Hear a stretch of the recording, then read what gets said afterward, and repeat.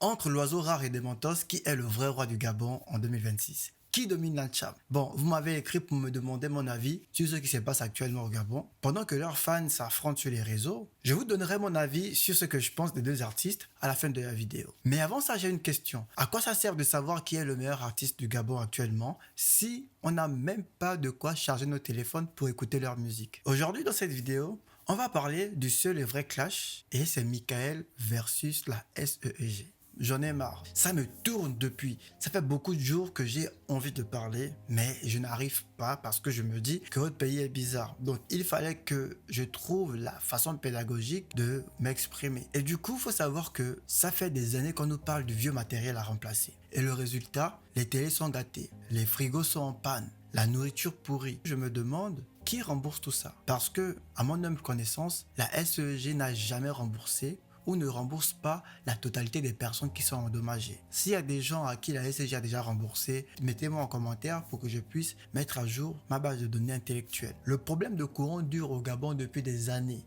Un peu comme quand je vous demande de vous abonner et de liker et que vous ne le faites pas, c'est la même chose. Et face à ça, moi je trouve que c'est un mépris total pour la population. Parce qu'à ce stade, on n'est plus sur le manque de compétences, mais on est sur du mépris. Ils savent qu'ils n'auront rien qui va arriver.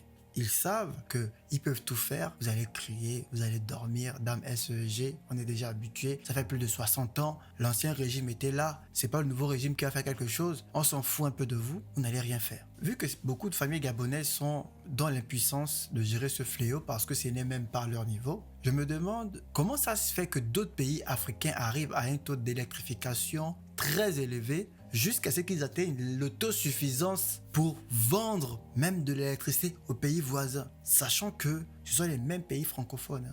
Je ne suis pas allé loin. Je me bats juste dans les pays francophones, des pays qui ont été colonisés par la même France. Quand vous partez chez les autres ailleurs, quand vous voyagez tous les jours, vous ne voyez pas comment ça se passe chez les autres. Vous n'avez pas un peu honte de vous dire que quand je rentre chez moi, c'est bizarre. Tous les jours, on doit crier, les gens doivent parler. Ça ne fait pas plaisir aux gens d'exposer le pays, mais on est obligé de parler parce qu'on veut que les choses changent. Comment ça se fait que les autres pays arrivent à vendre le courant? Vous partez, on part même emprunter le courant chez les voisins, mais chez nous, on n'arrive pas. Pourtant, on a des chutes, on a beaucoup de choses. Moi, c'est la question que je me pose. Et c'est pareil dans tous les secteurs. Là, je me base que sur l'énergie. On parlera d'autres sujets plus tard. Mais là, c'est que l'énergie. On ne peut pas croire, on ne peut pas admettre en plein 2026, les Gabonais sont encore dans le manque de besoins primaires. Pourtant, quand on regarde notre population et notre production, on se dit quand même que quand tu regardes les autres pays comme les Émirats, le Qatar, tout ça, comment ils se sont développés, pourtant ils n'ont pas la même terre que nous en si peu de temps. Et tu regardes nous, avec notre population, tu te dis quand même qu'il y a un problème. On ne va pas accuser les autres tous les jours. On ne va pas accuser. Je regarde beaucoup de gens parler sur les réseaux souvent. Ils accusent souvent l'Occident, souvent des... Non, arrêtez-moi ça. Ça, c'est avant. Mon intelligence actuelle ne me permet plus de penser que c'est des forces extérieures qui viennent vous empêcher de gérer votre propre pays. Sinon, comment ça se fait que dans les autres pays où on a le même colonisateur là, ils avancent quand même. C'est pas encore l'Eldorado, mais ils sont déjà quand même à un niveau avancé. J'ai travaillé dans le domaine de l'énergie, plus précisément dans la distribution de l'électricité. J'étais contrôleur de gestion et j'ai observé beaucoup de choses. Il faut savoir que dans un pays qui se veut émergent, qui se veut développer, il y a beaucoup de choses à mettre en place et il y a beaucoup de pratiques. Je vous disais, j'ai décidé de travailler vraiment dans le secteur de l'énergie parce que j'aimerais apporter ma contribution. Donc pour cette vidéo, je n'ai pas besoin de faire de script pour savoir qu'il y a un gros souci au Gabon sur la SEG. Ce n'est pas un manque de compétences, c'est un fait exprès, un manque de volonté.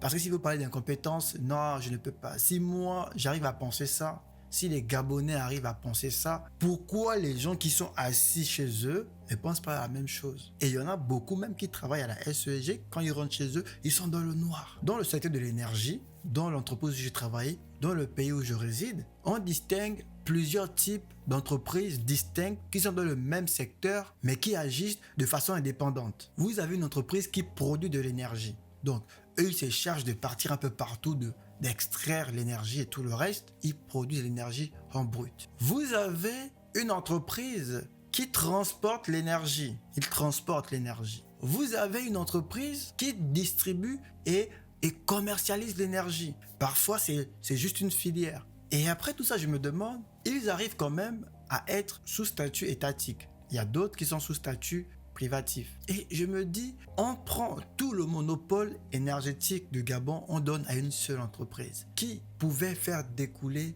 des filiales indépendantes, des filiales spécialisées, des filiales qui pouvaient gérer toute cette structure énergétique pour électrifier tout le Gabon entier. C'est possible, c'est un manque de volonté. Quand on prend un budget, arrivé à la fin d'année, on prend un budget, on le vote. Début d'année, les budgets sont adoptés. Là, en janvier, février, là, il y a beaucoup d'entreprises dont les budgets n'ont pas encore été adoptés. Mais là, normalement, les budgets ont été adoptés un peu partout. Même dans les fonctions publiques, les lois de budget, les lois de finances sortent. Vous avez un budget, vous avez des contrôleurs de gestion. Vous avez des auditeurs, des contrôleurs financiers, des comptables, beaucoup de personnes, des personnes qui réfléchissent. Chacun travaille en fonction. Donc, on vous dit, pour cette année, vous devez gérer ça. Il y a tel projet à faire. Vous avez des chefs de travaux, des chefs de projet. Il y a beaucoup de personnes, des ingénieurs. Comment ça se fait que le budget n'est pas respecté? Comment ça se fait qu'il y ait des trucs non achevés? Les chefs de projet, les chefs de travaux. Comment tu ne peux pas savoir que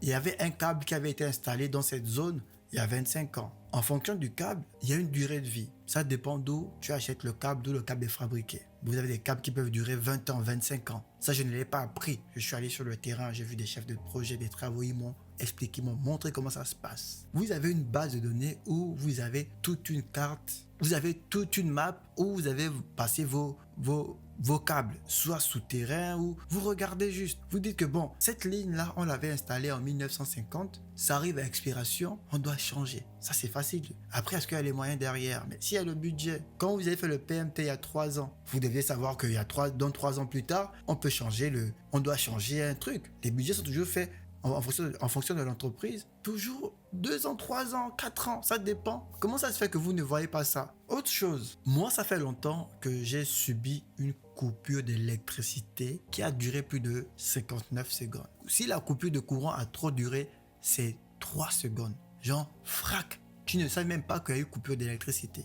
Ça fait trop longtemps. Et donc je me dis quand même que, on va me dire parce que c'est un pays développé. Ok, comment ils ont fait? Je vais vous expliquer encore. Dans les distributeurs d'électricité, ceux qui installent les compteurs dans le pays où je vis, vous devez faire quoi? Il y a toujours des câbles secours. Du genre, je prends l'exemple, vous avez 2 câbles principaux, genre qui sont liés à une même distribution. Vous avez des câbles. Ça veut dire qu'il y a le câble secours et il y a le câble principal. Tant que le câble principal fonctionne, le courant passe sur ce câble. Et lorsque il y a une panne à faire, ils font passer le courant sur le câble secours et arrangent la ligne. Et donc, quand moi j'ai eu des problèmes de coupure d'électricité, c'est que c'est vraiment soit mon immeuble où il y a eu une fuite d'eau et tout le reste. Ça a duré. Mais jamais toute la ville a été dans le noir. Et même dans tout le pays, c'est rare. Ça peut peut-être aller dans les campagnes ou ailleurs. Donc, les amis, je vous dis que c'est compliqué cette affaire d'électricité. La vidéo est même très longue. Il n'y a pas de magie à faire. C'est juste un mépris, comme je vous ai dit.